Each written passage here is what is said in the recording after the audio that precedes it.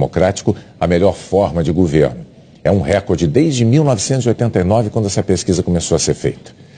Nesta segunda-feira, em que os eleitores brasileiros já sabem quem serão os candidatos a disputar a presidência da República em segundo turno, tanto Jair Bolsonaro quanto Fernando Haddad aceitaram o convite do Jornal Nacional para se pronunciar sobre controvérsias que surgiram durante as campanhas eleitorais dos dois e que envolvem exatamente o futuro da democracia brasileira. E os dois candidatos concordaram que a ordem em que falariam seria sorteada aqui e é o que nós vamos fazer agora. Vamos então sortear. Vou misturar bem aqui os dois papéis. O primeiro a falar é Fernando Haddad. E o segundo que vai falar, está aqui, o segundo papel, Jair Bolsonaro. Candidato Haddad, boa noite, parabéns pela chegada ao segundo turno em segundo lugar. Antes de mais nada, nós gostaríamos que o senhor aproveitasse esse momento para uma saudação aos eleitores, numa mensagem de 2 minutos. A gente vai dar uma tolerância de 15 segundos. Bom, Renata, Bonner, é uma grande satisfação estar com vocês nessa noite. Telespectador, cidadão, cidadã brasileiros, a grande satisfação estar no segundo turno com seu apoio. É uma honra poder participar de um segundo turno de uma eleição presidencial, situação em que nós vamos poder confrontar apenas 2 projetos. Vai ficar muito mais claro para você a natureza de cada um dos projetos. Nós, do lado da social-democracia, do estado de bem-estar social, que garante o direito do cidadão, que garante o direito do trabalhador, que cumpre a Constituição de 1988, que ampliou as possibilidades e as oportunidades. Um projeto que visa gerar empregos e oportunidades educacionais. Conforme eu tenho dito ao longo dessa campanha, eu que tenho apenas 20 dias de campanha e consegui atingir 29% dos votos, mais de 30 milhões de brasileiros e brasileiras confiaram no nosso projeto, eu tenho dito que uma pessoa tem que acordar e ter para onde ir. É como eu aprendi com meu pai. E isso exige do poder público oportunidades de emprego e de educação. É carteira de trabalho assinada numa mão e um livro na outra. Espírito desarmado em virtude do desejo de promover desenvolvimento com inclusão social. Nós não podemos pensar em outra natureza de desenvolvimento. Desenvolvimento para poucos não é desenvolvimento. A economia pode até crescer, mas ela não vai se estabelecer. O verdadeiro crescimento que nos interessa é aquele que é compartilhado com todos os brasileiros, sobretudo com os mais vulneráveis.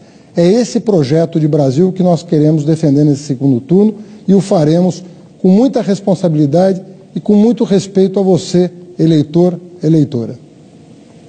Candidato, o seu programa de governo prevê a convocação de uma Assembleia Constituinte para mudar a Constituição brasileira, a chamada Constituição Cidadã, que é o que garante a nossa democracia e que acabou de completar apenas 30 anos. Juristas dizem que a nossa Constituição, ela não permite a convocação de uma Constituinte, não há previsão para isso. Só há previsão de reforma por uma emenda constitucional e que precisa da aprovação de 3/5 dos deputados e dos senadores. E essas emendas, elas não podem mudar cláusulas pétreas. Essas não podem ser alteradas de jeito nenhum. Um outro ponto é que 10 dias atrás, o ex-presidente do PT, José Dirceu, disse ao jornal espanhol El País que não acreditava numa vitória eleitoral de Jair Bolsonaro e declarou o seguinte, abre aspas, dentro do país é uma questão de tempo para a gente tomar o poder. Aí nós vamos tomar o poder, o que é diferente de ganhar uma eleição. Fecha aspas. O que o senhor diria aos seus críticos que se preocupam com a democracia brasileira no caso de o senhor se eleger presidente? Bom, em primeiro lugar, sobre a primeira pergunta, nós revimos o nosso posicionamento. Nós vamos fazer as reformas devidas por emenda constitucional. Quais delas? Em primeiro lugar, a reforma tributária. No Brasil, quem sustenta o Estado é o pobre, infelizmente. Quem paga mais imposto proporcionalmente à sua renda é o pobre. E os muito ricos não pagam absolutamente nada, pagam uma proporção muito pequena da sua renda. Essa reforma tributária será feita por emenda constitucional, que prevê, inclusive, a isenção de imposto de renda para quem ganha até 5 salários mínimos, uma proposta defendida por nós desde janeiro de 2018 e que contempla o nosso plano de governo. Segunda reforma importante é a reforma bancária. Não é possível continuar convivendo com essa concentração de bancos, com as taxas de juros que eles cobram do empresário que quer produzir e do consumidor que quer comprar no crediário. Se nós fizermos com que o juro baixe, o lucro do empresário sendo maior que o juro, as pessoas vão voltar a investir e vão voltar a contratar.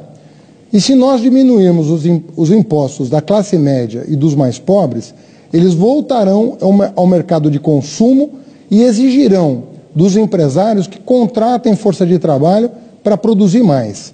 Essas duas medidas são essenciais para a retomada do crescimento e vão ter que ser feitas por emenda constitucional. A terceira emenda constitucional importante é o fim do congelamento de gastos que afetou drasticamente o investimento.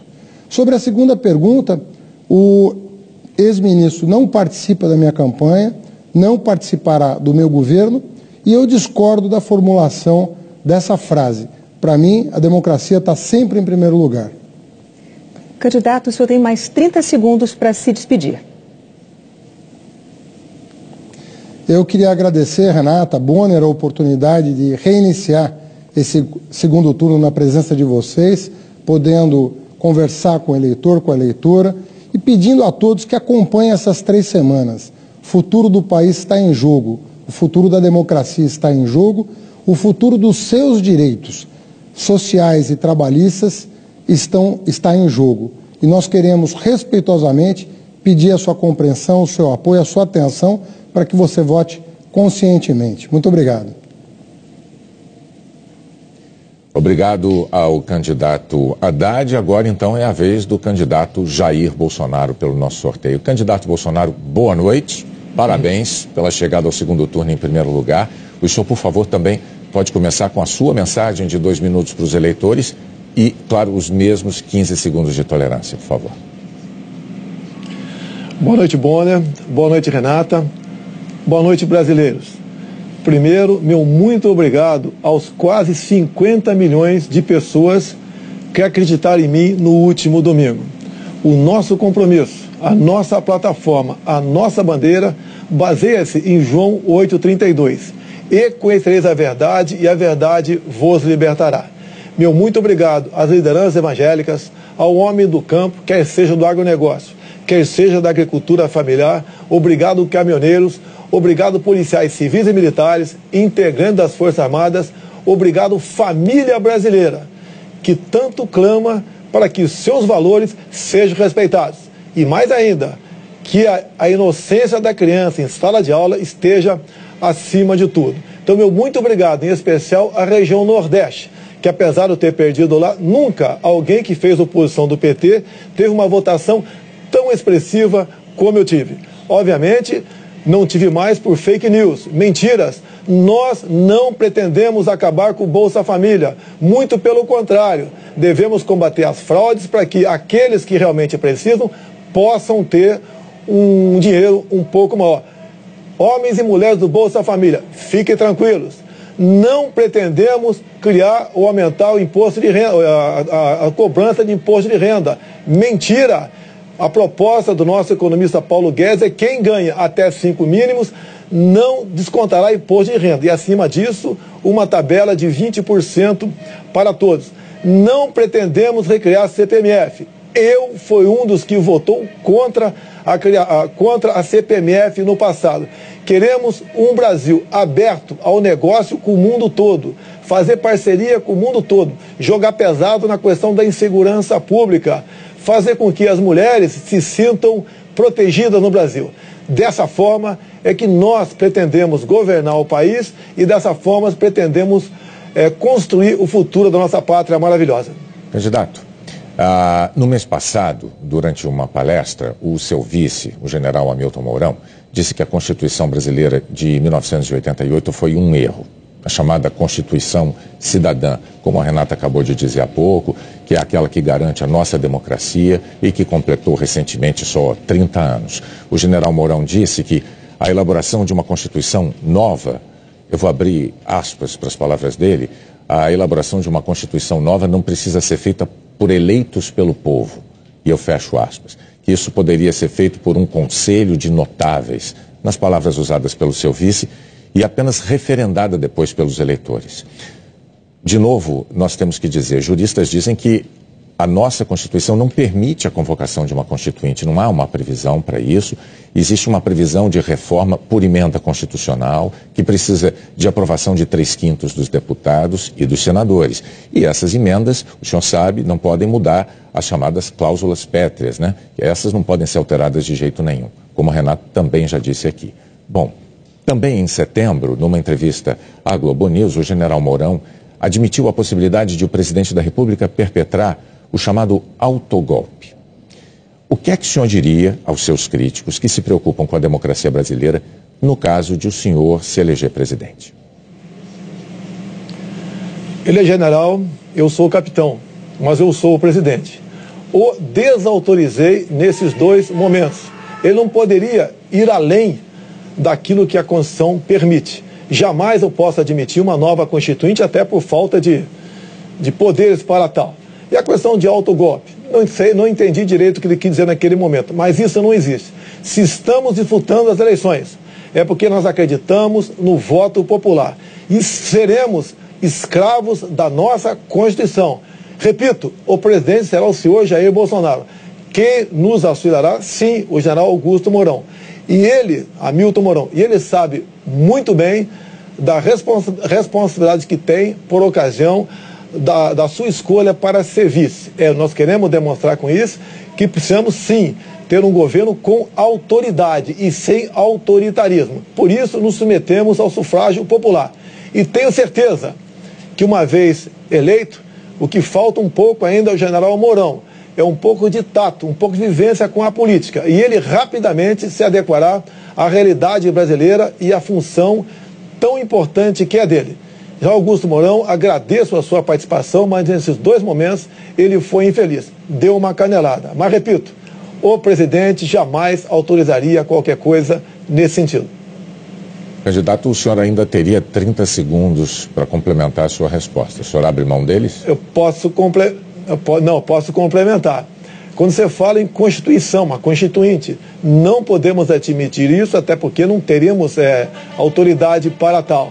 Vamos manter e sermos escravos da nossa Constituição. Algumas propostas pontuais, sim, poderiam propor, como, por exemplo, a redução da nossa maioridade penal que o povo quer e deseja.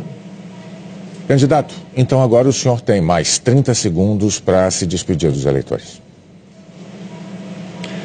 Vamos pacificar e unir o povo brasileiro, sob a bandeira verde e amarela, sob o nosso hino nacional, juntando todos que foi dividido no passado pela esquerda. Dessa forma, podemos mais que sonhar. Temos a certeza que faremos um Brasil diferente do que foi feito até o momento. Não aceitaremos o toma lá da cá e nem imposição partidária para escolher o nosso time de ministros. Será um time, aí sim, de notáveis, competentes e com autoridade para buscar o que é melhor para o Brasil e não para agremiações político-partidárias. Candidato Jair Bolsonaro, muito obrigado também ao senhor pela participação no Jornal Nacional. A seguir, os estados que já elegeram governadores no primeiro turno. E os que só vão conhecer seus governantes no dia 28, no segundo turno.